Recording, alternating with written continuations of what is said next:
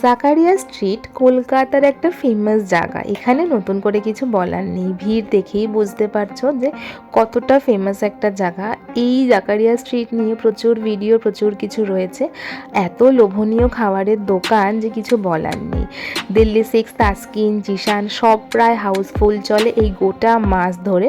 এই পবিত্র রোজার সময় এখানে প্রচুর এরকম পাউরুটি, সিমই, তারপরে বিস্কিট এইসবের দোকান বসে, আর আমি প্রচুর কিনি কারণ আমার এই পাউরুটিগুলো খেতে ভীষণ ভালো লাগে। তো এত ভিড়, যেইটুকু পেরেছি সেইটুকুই ভিডিও করেছি।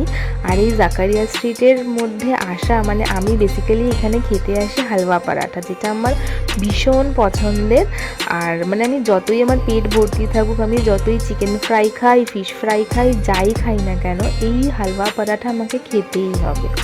আর সত্যি এর টেস্টটা যেন অসাধারণ। তো এটা ওজন করে দেওয়া হয়, মানে এক প্লেট 250 কি 200 গ্রাম থাকে, সেটা 50 টাকা 60 টাকা এরকম প্রাইস। তো যাই হোক, মানে এটা দেখে আমার মুখের হাসিটাই কীরকম চেঞ্জ হয়ে গেছে।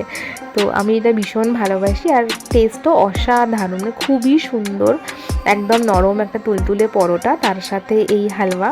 তো খেয়ে মানে মন শান্তি, দেখে মন শান্তি সমস্ত কিছু।